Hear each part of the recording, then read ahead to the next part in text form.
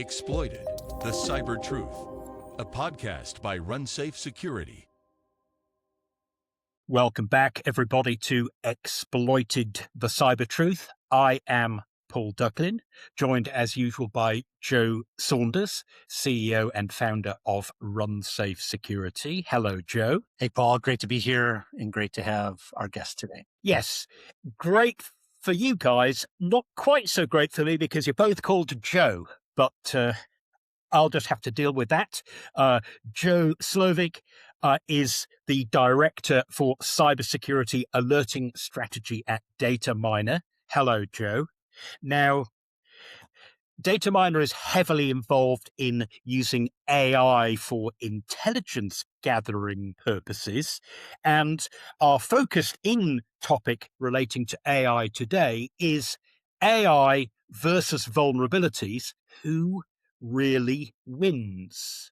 So, Joe, maybe you can start out by giving us some sort of 40,000-foot view of how AI is changing the balance between attack and defense in cybersecurity particularly, and in operations of all sorts all around the world in general. Which Joe are you referring to? Oh, I've fallen into this. Well, Joe, is your name Joe Slowik? Is your name Joseph? You could refer to me as Joseph, and we could use that to differentiate. That Let's do that. Even though Joe Saunders is also Joseph, we'll have Joseph, that's Joe in the middle to me, and Joe Saunders. So Joseph, AI and the balance of excellence. Is it helping attackers better, or is it helping defenders better, or is it a question of continuing to fight to make sure that that balance goes in the right direction? Right. And I don't think we've settled the matter even remotely close at this time. It's still evolving very aggressively. The main element to AI, because we're talking AI, we're talking large language models primarily. Yes. AI, general intelligence, and similar sorts of items are still moonshots as far as the technical development is concerned. So from that perspective, we're still talking about taking lots of available data, lots of available inputs, and being able to rapidly process and come up with assessments and predictions on them in large language land. So with that said, from both an offensive and defensive perspective, what we're really seeing is a boost in velocity around the ability to process, to handle large data sets with a certain degree of tolerance for maybe not errors, but at least questionable guidance within those data sets. So the models have gotten significantly better. I've been playing around with a couple new iterations from a few different providers, and I'm getting really impressed with what I'm getting out and seeing fewer of the hallucinations and fewer of the what the hell are you talking about scenarios that would have been common just 3 or 4 months ago. But definitely really good at taking known data and distilling it into a general prediction or a general assessment. Having said that, from a offense versus defense perspective, I think right now, just given that defense has to assess and concern itself with all possible ingress vectors into an environment, where our offense only needs to figure out what are the routes to my target, that offense benefits from a greater degree of specificity in asking questions of models. Like, for example, what would be the most common items used for remote access maintenance and monitoring in North American electric sector operations over the last 5 years? And what are common factory set credentials associated with these devices? Yeah. That's a problematic query to run that will return some results, which unfortunately may have some actual impact behind them. Whereas the other... Yes, the annoying thing about that as well is that if those results of, the say username password pairs that are pre-programmed into lots of devices because they haven't been updated for 17 years, if that's 76% accurate, that means that attackers could, in theory, obviously speaking, get into 3/4 of the default devices they try, and the ones that don't work really don't matter. But for somebody from a defensive point of view, looking then to go out and find which devices have these usernames and passwords, if they have 25% of them not on their list, then they're actually going to miss out, aren't they? It almost sounds as though the inaccuracy or the apparently casual nature of some AI responses could be said to favor attackers rather than defenders, because they don't have to get it right every single time. Is there truth in that? Yes and no. I mean, I really like to push against the whole idea of like attackers only need to be right once, defenders need to be right all the time, because I agree. I there's a think that's lot of well nuance said. around that. But having Yes. said that, in leveraging AI, I think that there is a greater scope for adversaries, especially adversaries that are just trying to do something as opposed to something against a specific organization or entity, to derive a lot of value in interacting with a LLM to find something of interest. Whereas from the defensive standpoint, it's more difficult, not impossible, just more difficult in order to ask the questions and come up with reasonable responses for what is a detection signature for this exploit, for example. Well, okay, like I can, you ask Gemini or Claude or whatever this question, you'll get an answer, but it's an answer that requires significant investment in terms of refinement and improvement. Whereas from an adversary standpoint, I can probably get something I can try out of the box. It might fail, but if it fails, so what? I try the next thing. So Yes. there is a tension between the two sides, and with the models, especially if you're using any sort of capability to pipeline or to really create machine, OpenClaw and stuff like that is now the rage, although very scary. And I recommend not using it right now for various reasons. But we're seeing really interesting developments in terms of accelerating the pipelines for agents, for AI in general, to start just running through elements and start coming up with interesting answers quite quickly, and potentially all independently of user input. So when it comes to something like an AI agent writing code, clearly, if that code is approximately correct, then an expert human could use that to accelerate their coding time, provided that they have the discipline and the intent to remove any bugs and to filter out obvious defects and to get it reviewed. Potentially, On the yes. I mean, f- I'll fully admit I use AI to help me code because I'm a terrible yeah. coder.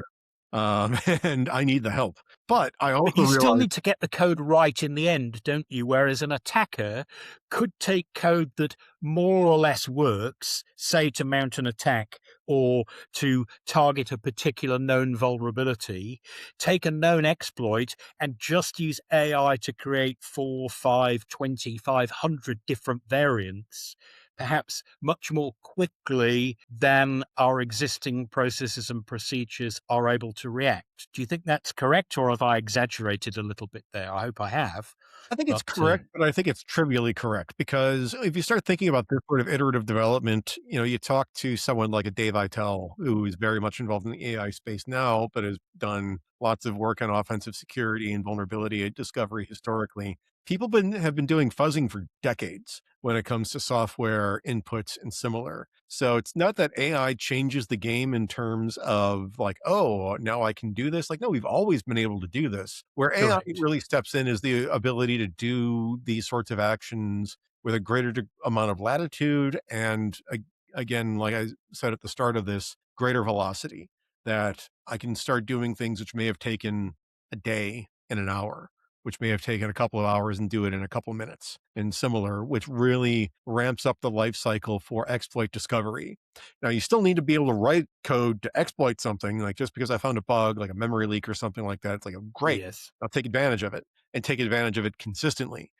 Is another open question as well. But in poking holes at these sorts of things, it's becoming easier. Which, to go topic adjacent for a second, is really curious. If you look at the vulnerability landscape and the number of CVEs that are being issued, is that we've seen quite the acceleration in CVE issuance over the last couple of years, partially driven by this phenomenon.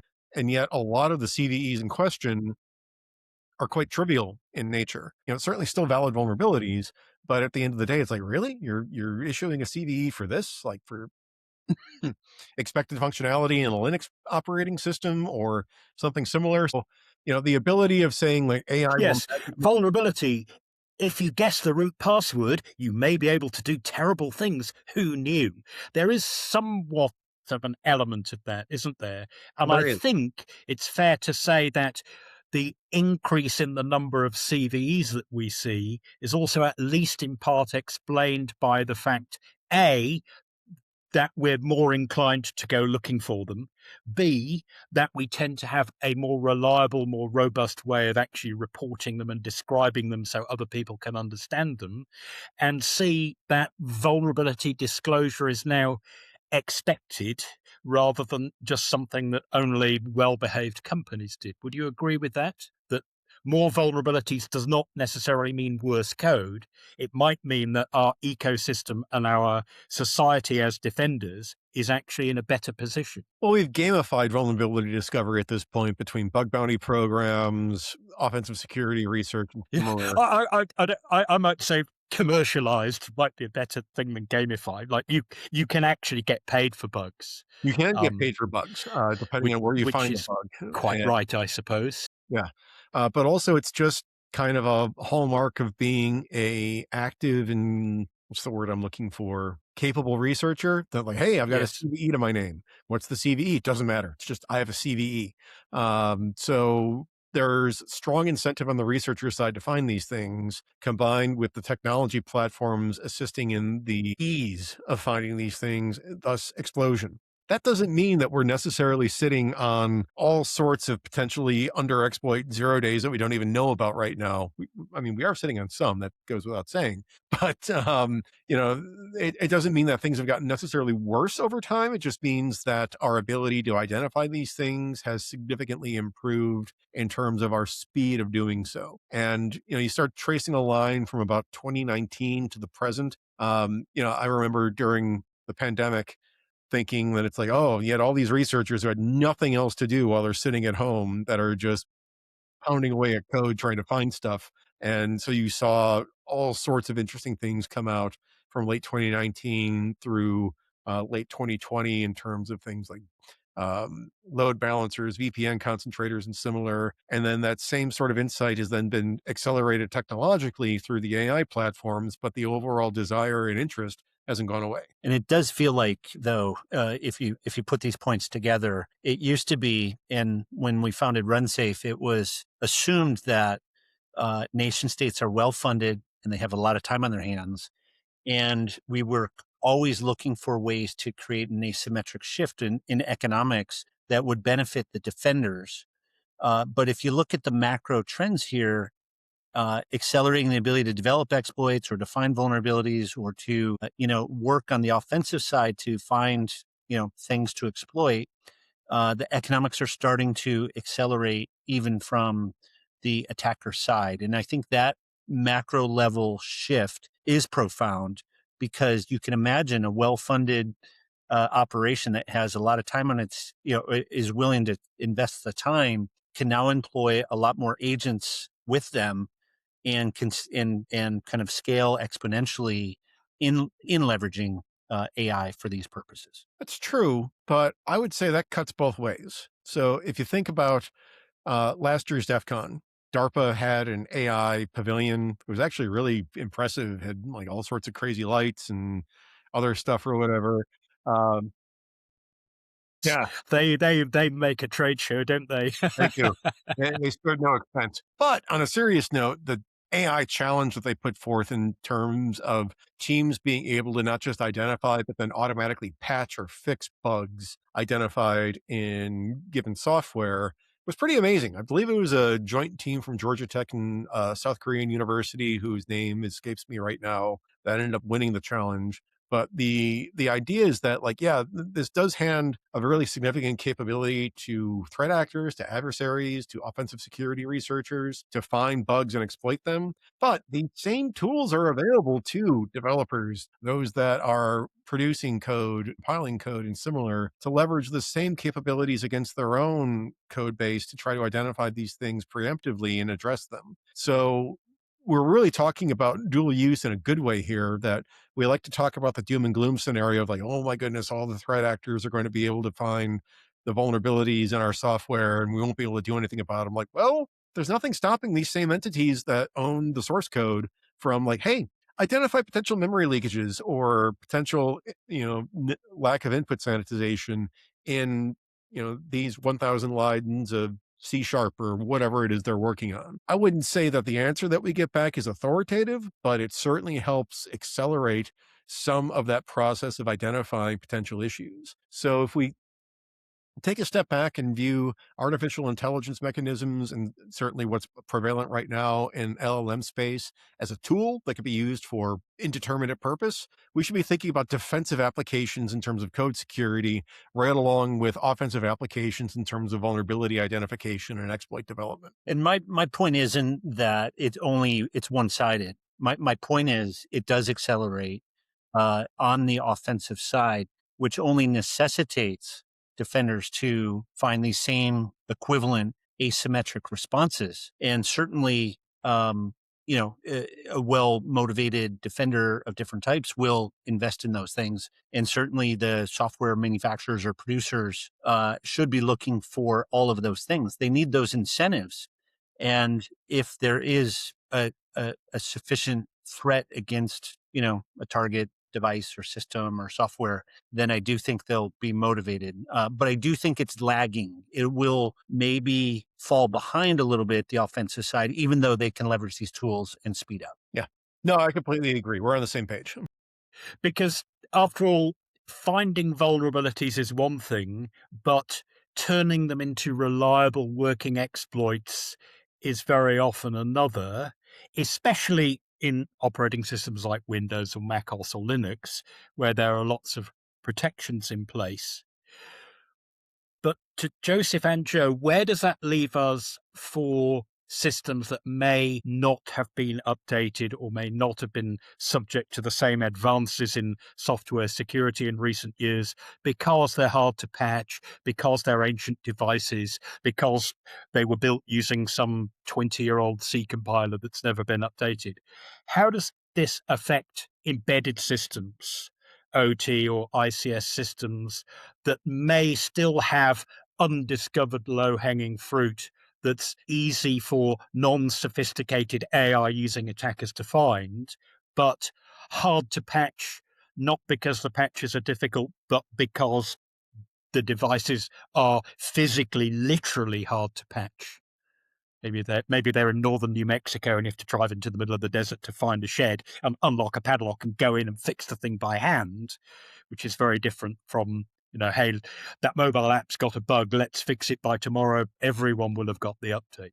Do you think there's some truth to that? I think there is, but we like to hammer on the OT, the industrial control side of things. And my first response to that is that sane deployments mean you're digging through multiple layers of network identification, defense, and similar before you even hit that device. Having said that, there are non-sane deployments, and we've seen threat actors take advantage of, like, I have my HMI sitting right there on the internet and you can find it on Showdown. So, yeah, I mean, I shouldn't laugh, but I hear you. yeah, I was just having this discussion in social It's not media. a fundamental problem with the great new world of AI, is it? That is just what some people excuse as technical debt, which I think is just a fancy way of saying the things that we knew we should have fixed 5 years ago, but kind of haven't got around to it yet. Well, it's like I've had this discussion with Mick Baccio over in Splunkland or whatever, that people need to eat their cyber vegetables, that we talk about all these sorts of things as far as new emerging attack types and similar. It's like, why the hell is this even internet accessible? So I have a very amazing resource. I should start a company around it and get my Series A in order to solve the security issue.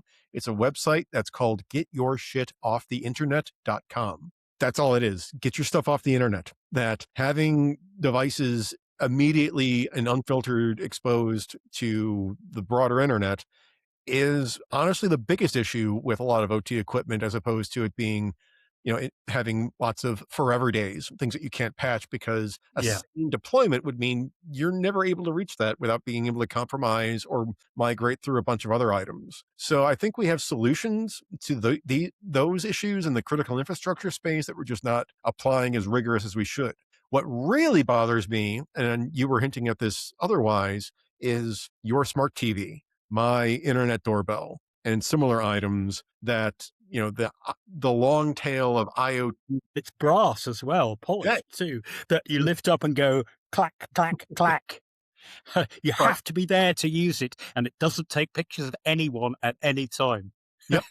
But all of these Internet of Things consumer devices are really what worry me because, my mom doesn't know how to patch these things. She doesn't even know that she has to, and similar. And while they might not be immediately network accessible in terms of directly internet exposed, they have other items that allow for adversaries to discover them, or potentially they are directly exposed in a small business environment. And that leads to the creation of things like proxy networks, operational relay box networks, and similar that we've seen weaponized by advanced persistent threats, by e-crime groups and similar. And You're thinking of malware like Mirai and its many successors. yeah, Brian Mirai, Krebs has just written about an even bigger network than Mirai that's out there right now. And in many of those cases, it's just sitting on things like routers that people have at home that in some cases were provided, or maybe even in a small business, maybe even in a shadowed IT situation in a large business or even a government organization where that router was actually provided by the ISP.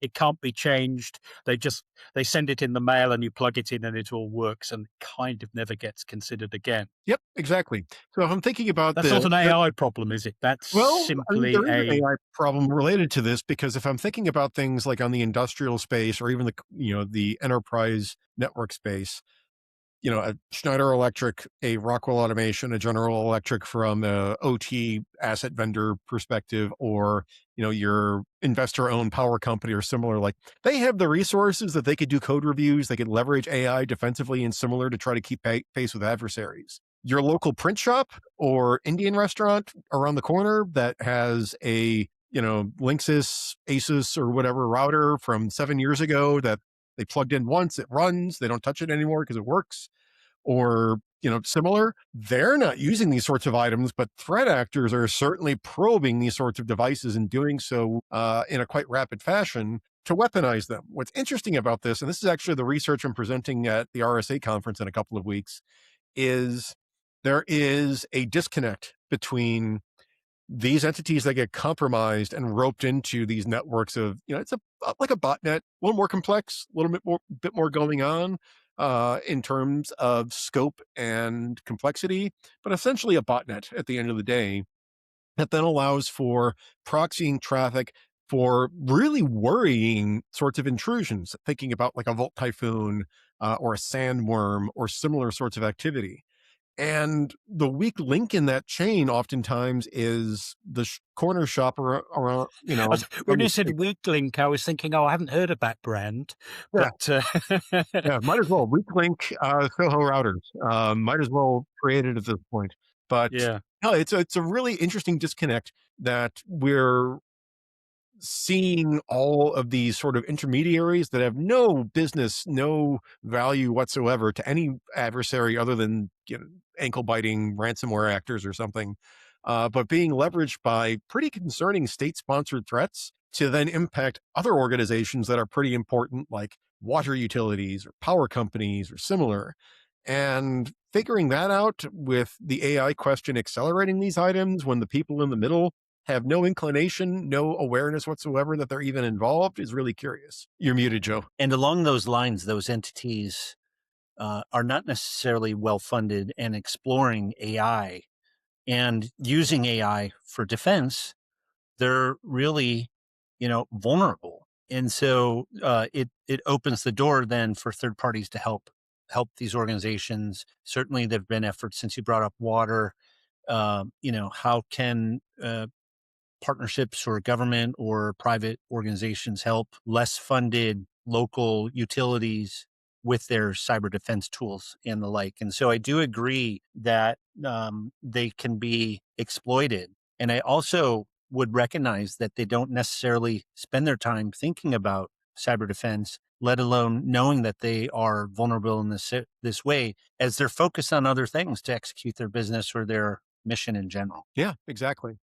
I think, Joseph, you touched on that, didn't you, when you were talking about whether it's a corner shop or whether it's just somebody who needs an internet connection, perhaps because they are a utility company and they're struggling to get some particular pump room or something online. I think, well, I'll just go to the local ISP.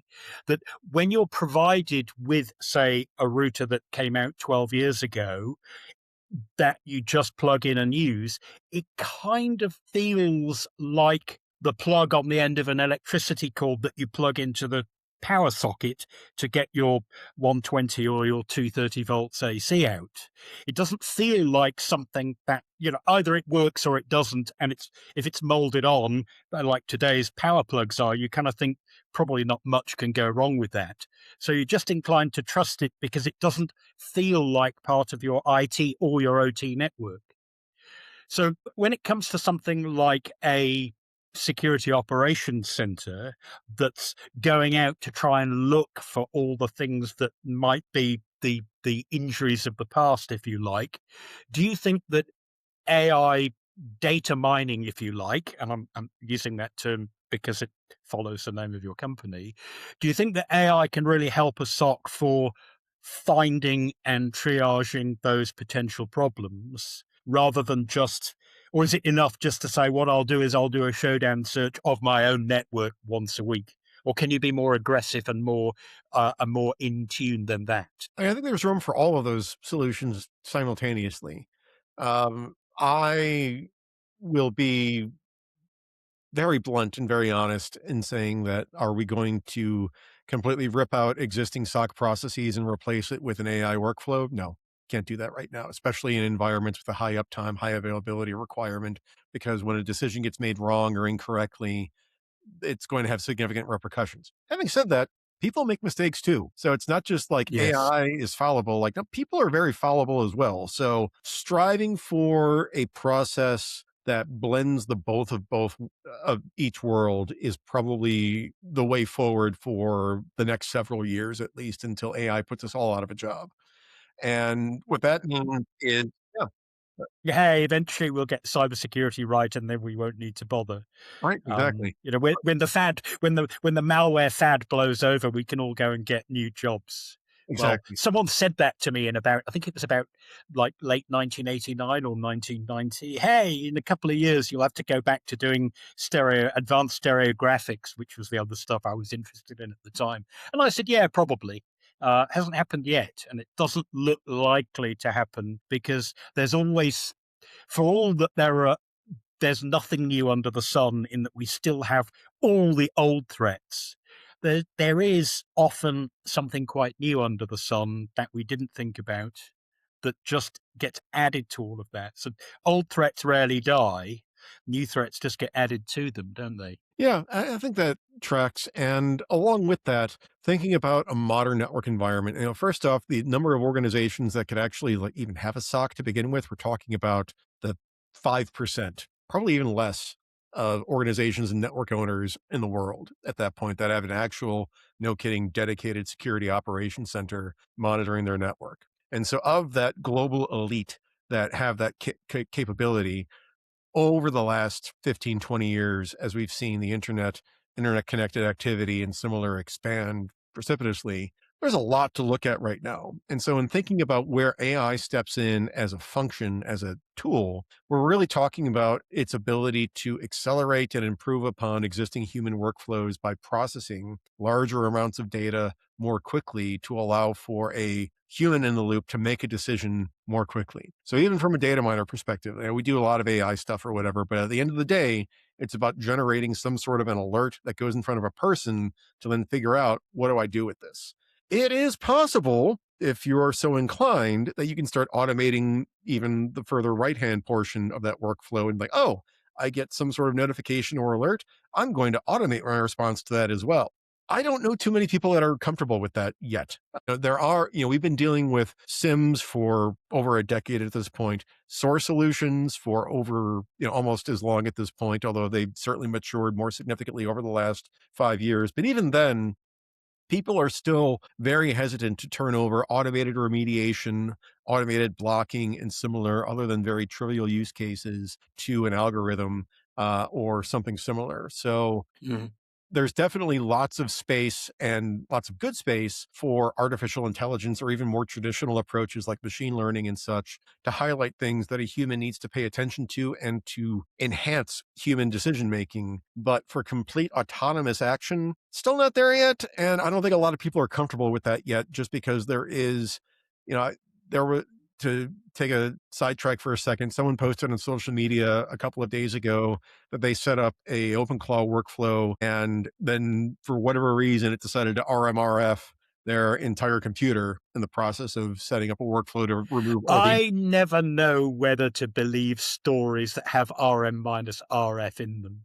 It's Yeah, kind of quite hard to get that command to work with modern tool chains or this is true. modern core utils on Linux at least. This So I'm is very always a true. little bit skeptical of those. It's like, hey, we sacked all of our SOC staff and replaced it with like one AI agent and, you know, funny Open the pod modem bay noise doors, carrier Hal. lost. Open the pod bay doors, Hal. I'm sorry, Dave, I Yeah. can't do that. You Yeah. don't know, because you start losing a degree of control and oversight. So it makes for a funny story. Maybe it's true, maybe it's not.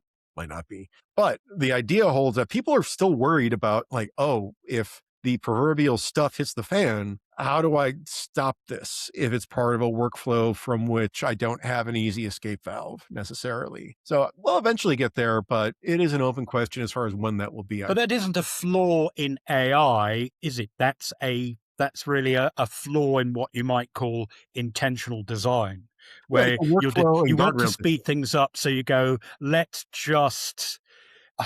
I'm on a big long freeway. I don't have a self-driving car. What I'm going to do is I'm going to put a 5-gallon drum of paint on the accelerator pedal and hold it down, and then I'm going to go in the back of the Winnebago and make a cup of tea. You know, the old stories that never really happened. Yeah, remind me not to That's drive never near going you. to end well because it was a foolish thing to do in the first place. So you don't have to throw out the baby, the bathwater, the bathroom, the bath, and everything when you adopt AI, do you? You could, as you say, use it more in its more traditional machine learning phase of helping you classify threats into low, medium, or high, or classify, rogue scripts into possible malware, possible not malware, just to free up your human experts so they don't have to do those by hand. That would really help, even if the AI is somewhat inaccurate, right? Because you're not entirely relying on its output. You're just using it to free yourself up in the same way that electronic digital calculators freed us from having to go to log tables every time we wanted to multiply two numbers together. You said log tables. I'm guessing that 30, if not 60% of the audience listening to this, if they're under the age of 40, have no idea what the heck that even means right now. I'm thinking it's probably more like 98%, but Yeah. go look them up. They're really fun. And with 7-digit log tables, you're getting better than 1 part in a million accuracy. But it's still easier to use a pocket calculator. And if you think back to the days when pocket calculators were coming in, people were understandably worried about them because they figured if people who didn't really understand things like orders of magnitude in calculations just relied on them, they get the right answer, but with the decimal point 7 places off. And, they'd, they'd, they'd send a rocket to Pluto instead of the moon or something like that. And there's a sort of similar reasoning you can make with AI, isn't there? If you blindly trust everything that advises you, then you're not really using it wisely because you're not using it to free yourself up to do smart things faster. No, it's like expecting a tool to do the work for you. So the analogy I Yes. like to use is go back 50 years or so when you had hand The drill log tables. or log tables for that matter. But no, I like the idea of like the hand drill where you had like someone who had to actually like crank something for a screw drill or similar. more efficient than doing so completely by hand, but still required an awful lot of work. Now we have cordless drills, very, very good ones, actually. Like I have a really good one sitting on the other side of this monitor right now. It doesn't mean that we no longer have carpenters that work. It just means that we have carpenters and similar that work incredibly more efficiently. Now they do strip Yes. more screws than they did maybe back in the day, because we're talking about working at a higher speed, higher power than what was done by hand 30, 40, 50 years ago. But no one would go back to using a hand drill anymore because it's ridiculous, because we've seen and acknowledged how much more effective my Makita DeWalt or whatever it is that you're using makes my ability to drill a hole or to set a screw than how things worked previously. So yeah, there are costs associated with it, but the benefits, as long as they're being, we're using this as a tool to guide known processes, so far outweigh those costs that we wouldn't even dream of going back these days. But those power tools, as automated as they seem, when you do strip a screw, it's probably because you were taking a shortcut. Or that you didn't get the torque setting right, or you just thought, you know what, there's 12 screws on this shelf. Like if I strip 2 of them because I'm in a tearing hurry because I want to get to the pub, it doesn't matter. I guess the bottom line is that as long as those tools don't replace the old motto, measure twice, cut once, then they actually put you in a better place, don't they? Agreed. And they when we come back to things like cybersecurity and to cyber attack and cyber defense, it does seem that if you're using AI constructively but not carelessly, as a defender, you should do better than an attacker who's just relying on AI because they don't have a better way to do it. Because you can use the AI to speed yourself up, but you can still bring that human intelligence, that human intent, that human oversight to the final decisions that you make. So in that sense, maybe it does benefit defenders more than attackers. Once we start integrating this more tightly into workflows and understanding what those value propositions are, completely agree. We're still in early days. The models are still Yes. pretty immature. We're talking about a field that's only existed in broad public acceptance or broad public availability for a couple of years now, in a field that's only existed for maybe 20 years in any broad sense of the term, for organizations that in some cases have been operating for hundreds of years. So still Mm. very early on in the maturation process, but as we start understanding more and more of this, like you were saying, the opportunities start presenting themselves quite quickly to flip the script from like, oh, the attackers have all the advantage, to like, no, you're operating in my network. I control how this network operates and what's available to you. So good luck now that I'm able to accelerate my own decision-making and workflows to match or exceed what you are doing or trying to achieve. Now, Joe Saunders, you've made a point in previous podcasts about perhaps about the kind of people who are kind of in the middle of all of this, that they're not really interested in using AI to help them make critical decisions well. Let's assume that they're not malicious people, but they're using it for just simply like, I've got a power tool, so I'm going to pretend that now I'm a carpenter, whereas in fact I'm just screwing in screws. And maybe that they might consider using AI to kind of cut corners, or to fiddle with their software licensing. Say, an example you've given is, hey, let's take some code that's under one open source license I don't like. Let's get AI to rewrite it so that it looks different enough. Then I can kind of pretend it's my code, but it's different enough that it doesn't appear exactly the same. And therefore also different enough that when there's a vulnerability alert, that particular source that you've used in your, say, embedded devices doesn't come on the radar as needing attention. Do you think that is a real risk? Is that something we're seeing already that we need to Well, be aware of? I do think though the point overall here is that fundamental methodology, process, approach, how you incorporate AI tools into your processes, that will never change. You need to incorporate the tools, and in this case maybe the Gen AI tools, to help your process, but your process has to be well thought through, and you do need to exercise Yes. some good discipline. Now, yes, can that problem occur? Yes, I do believe some people have rewritten some libraries already. With that And do you said, think they've done that just because because they thought they'd make it better, or were there maybe slightly more dubious motives like, hey, I don't like that license, I want this to be mine, air quotes? I tend to side with people have positive intent, Yeah, but it could still fair result enough. in some of that. Now, there are maybe some So it's malicious. more a question of, hey, let's see what happens. Oh, look, the code's shorter. That's great. Let's use that. It's more like that than malevolence, I think do you so. think? And Yeah. yeah. And with that said, I guess I do see organizations trying to enforce some development practices using AI and noting that there's deviation from standards that may not be caught just by a human manager reviewing code later. They might not be as careful looking at it.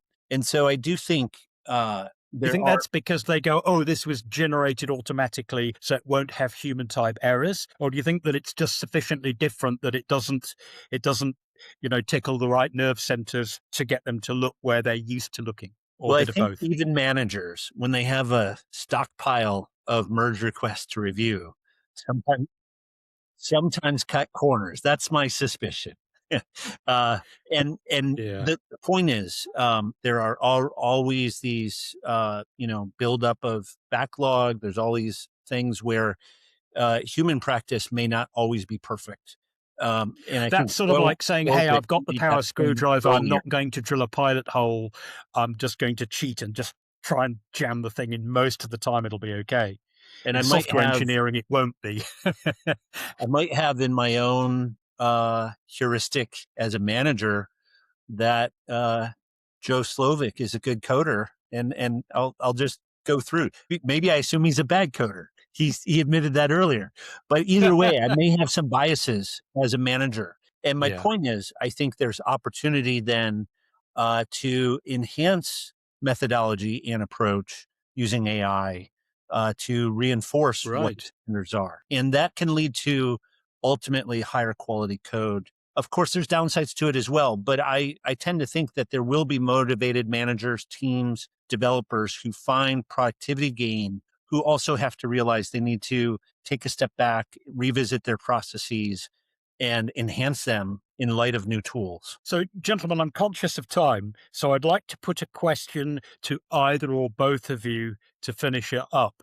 And that is that if there's one misconception that people have about AI and vulnerability stroke exploits stroke cyber insecurity, one thing that they need to get out of their mind, uh, what would that be, and what should they be thinking about instead? I can take this if you want. Please. AI is not a magic bullet. It is a tool. It is a function that can enhance, improve, accelerate, or similar human led processes. But we're not at a point where artificial intelligence is stepping in and spotting 0 days and writing exploits for them. Maybe in some very trivial cases, but at the end of the day, this is still a human driven operation. And I think we need to fix the misconception that AI has been so game changing as to make completely autonomous these processes. I think Joe Slowik took the words right out of my mouth. AI is not a silver bullet or a magic, wand of any type. It is Exactly. very, very powerful tool. And I do think that the world has changed because of it. I do think teams are more productive. They could be both offensive teams that are more productive, and I think defensive teams can be more productive. And I would encourage everybody not to wait, but to explore and to push the envelope a bit. Yes, you may make some mistakes. Yes, something might slip through, but the productivity gains and the other benefits that result embracing the technology, I think will far outweigh any of the negative consequences.